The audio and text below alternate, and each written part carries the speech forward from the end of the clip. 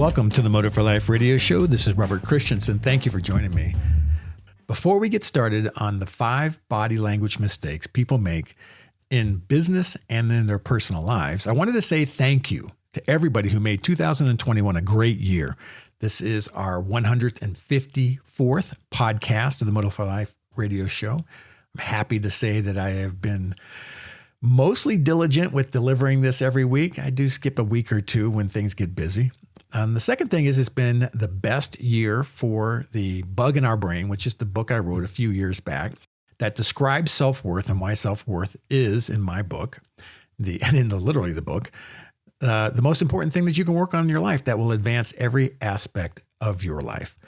And then finally, all of the people who allowed me to participate in their lives under, whether it be coaching professionally, if you are a client or have been a client, if you were part of the whole masterminds that we ran earlier in the year, if you were part of the thousands of people who listen to the Insight Timer meditations that I do every month, they're running about 4,500 listens every month, which is fantastic. Thank you so very much. And all of those folks who have downloaded the gift and participate and read the gift to themselves or listen to it in their car, I just want to say thank you to everybody. Thank you for everything. Okay, so here we go. 5 body language mistakes that people make in their professional and personal lives. And why is this so important? Because body language is a direct reflection of your self-worth. It is a leading indicator. It's the first thing people see. It's your facial expressions. It's where your hands are. It's how you stand. It's your stance. It's how you carry yourself, and it's how you show up. Body language is so critical for your advancement in the next level up of whatever it is that you're doing, whether people are around you or you're by yourself. How you hold yourself, how you position your body, how you pull your shoulders back and lift your head. All of these things matter. They really, really matter. So be self-aware of why you are doing something. That's the first one. And the second, what message is that sending to people when it comes to the emotion that you want them to feel?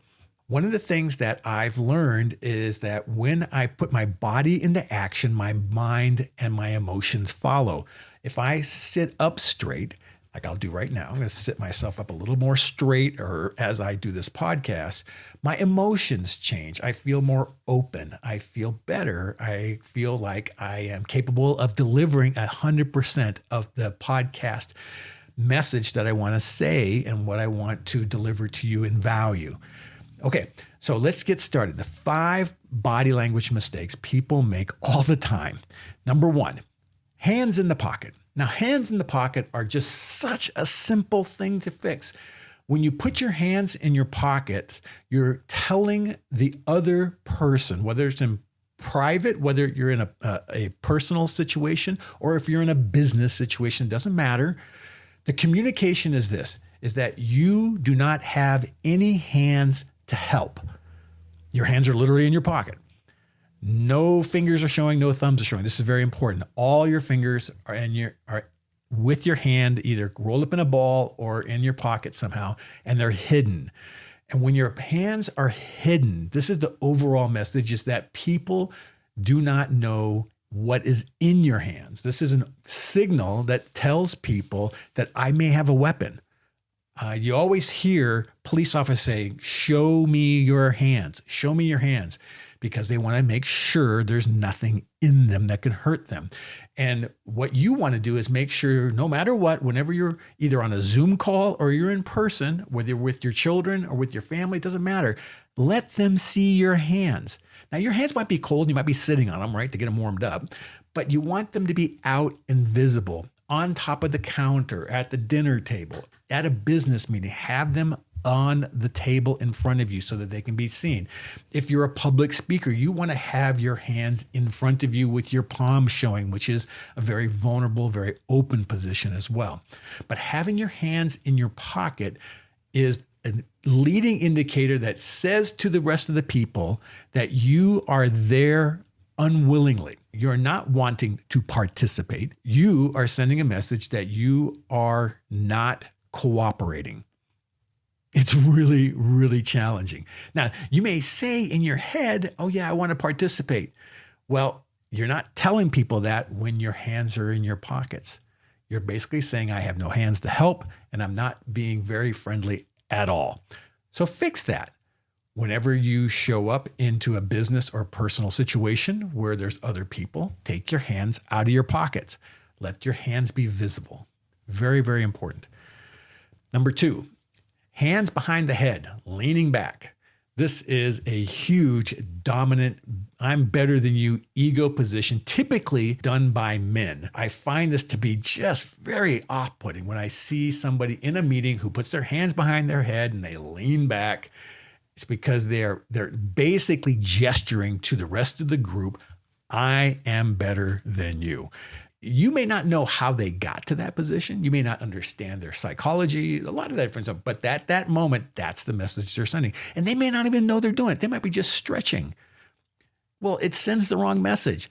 Don't do that. Don't put your hands behind your head and lean back or lift your arms so that people can see your arms over the back of your head and your elbows raised up. It's a dominance position, and it's not very useful in any personal or professional environment. It doesn't get you anything. Matter of fact, it puts people on their heels and they step back.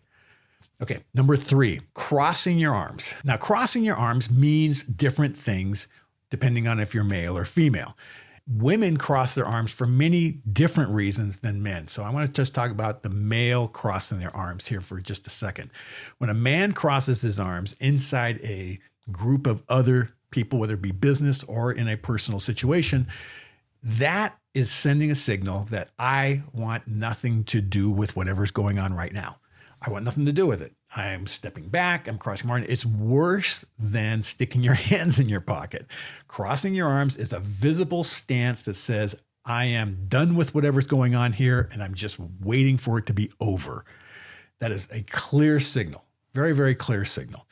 Crossing your arms in business is a death nail. It will shut down any type of engagement with the people in the room. The deal goes nowhere. If you see your client crossing their arms in your sales meeting, you can guarantee that that is not going to go anywhere. 0. Now, when a woman crosses her arms, it could mean a number of different things. It could mean that she's done with this whole situation, or it could just mean she's cold. She could feel vulnerable and that she crosses her arms because she doesn't feel safe.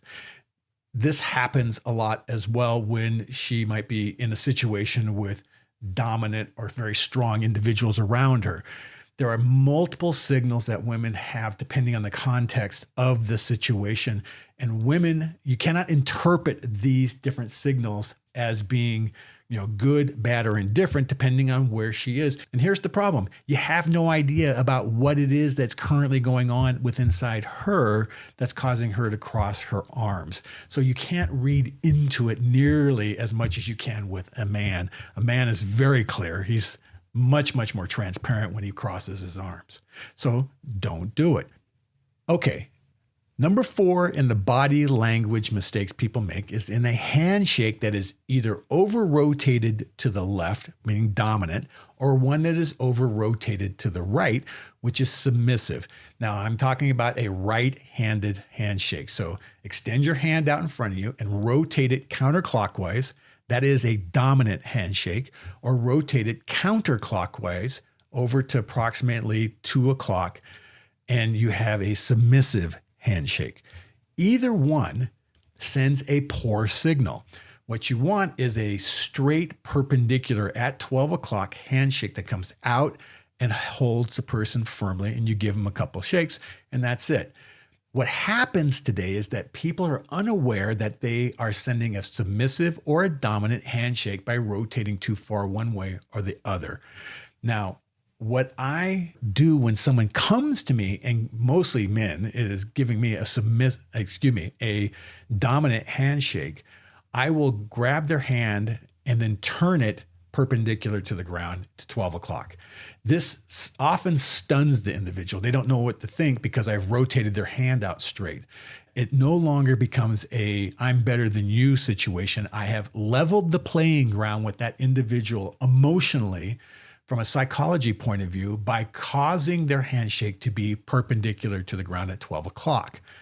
This is a really important aspect. And I find that this happens to me about 1 out of 10 handshakes where someone will come in with an over-rotated dominant handshake that I will grab immediately and turn to 12 o'clock. The submissive handshake is either one that's weak or one that is rotated open palm, and I have to take it and move it towards the center, which causes them to have an equally disruptive emotional response because I'm pulling them and making them equal again with me. In self-worth and displaying self-worth, handshakes are hugely important that you have one that is firm, confident, but is neither over-aggressive or under-aggressive, meaning that it is submissive or dominant. You have one that is very, very pointed, perpendicular at 12 o'clock, that is firm and says, hello, how are you? The last one, number 5, in the body language mistakes people make is to take a seat at the head of a table, whether it's in business or in a personal situation, private situation, like a dinner. Most times, if you're at a party, they will typically give you the opportunity to pick a seat. If you're coming into a business meeting in an office building, right, for like, say you're going into a conference room, and you go straight to the head of the table, what that says is that I am in charge, which from a body language and self-worth point of view is not what you want to communicate. You want to communicate equality, openness, levelness. You want somebody to think that you're no better or no worse than they are. And you want to have that very, very strong presence, that humble presence at the same time. By doing that, I recommend always to take a seat either at the midpoint or just off the midpoint of whatever table that you are sitting at. Now, if you're on a round one, it is not going to much matter. Okay, but most conference tables are long and there's typically a chair at either end. Now, if you have the opportunity to sit at a midpoint and have to be facing a whiteboard, that's the best. If you have to take a midpoint, you can take it on the other side and be next to a whiteboard. That's okay as well. Try not to take the head of the table, even if you are a leader or you're the most senior person at the time, because what it does is it shows a bit of humble swagger. When you take the center or middle seat of a long conference room or a conference room table that has middle seats, you are sending a signal that you are no better and no worse than anybody else in the room and that you are cooperative. And in a business meeting, this is hugely important, hugely important. Now, if you're the last person in the room and the only seat available is at the head of the table, then you take it. It's not saying that you are at the head of the table, but you have to be seriously mindful about your body language from that point on. You have to show your hands on the table. You can't lean back, okay? You have to shake hands in a specific way. So there's so much more here that we can go over in the body language areas, but I just wanted to communicate with you these 5 body language mistakes people typically make. They are hands in your pocket, hands behind your head, crossing your arms, having an either over-rotated or under-rotated handshake, and finally, taking that seat at the head of the table. These are 5 fundamental ones. We'll talk about some more over the next few podcasts, but I just wanted to start off with these 5, and I wish you the very, very best. This is Robert Christiansen with Motive for Life. Thank you so much for joining me on this podcast, and we will kick into a whole bunch more starting in 2022. Bye-bye.